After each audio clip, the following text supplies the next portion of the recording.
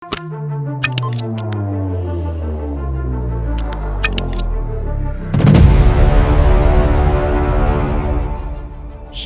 krisis ekonomi pasar global yang sedang menghantam tak hanya menghadirkan ancaman inflasi bagi Zimbabwe, namun juga menimbulkan krisis mata uang dan nilai mata uang di negara tersebut runtuh.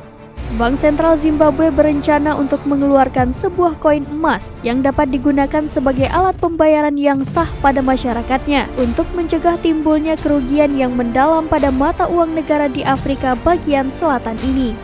The Guardian melansir tentang emas yang akan dijual Zimbabwe, yaitu koin emas troy ounce yang biasa disebut Mosi O2-nya gold coin.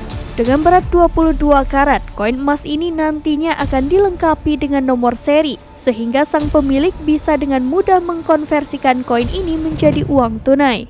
Selain itu, koin ini juga dapat dijadikan sebagai alat jaminan pinjaman dan fasilitas kredit.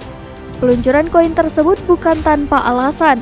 Rilisnya koin emas ini dimaksudkan untuk mengantisipasi terjadinya krisis mata uang dan depresiasi tajam pada dolar Zimbabwe yang berpotensi meningkatkan angka inflasi di Zimbabwe. Mengingat saat ini inflasi tahunan negara ini telah melonjak dari 192% terhitung sejak Juni 2022.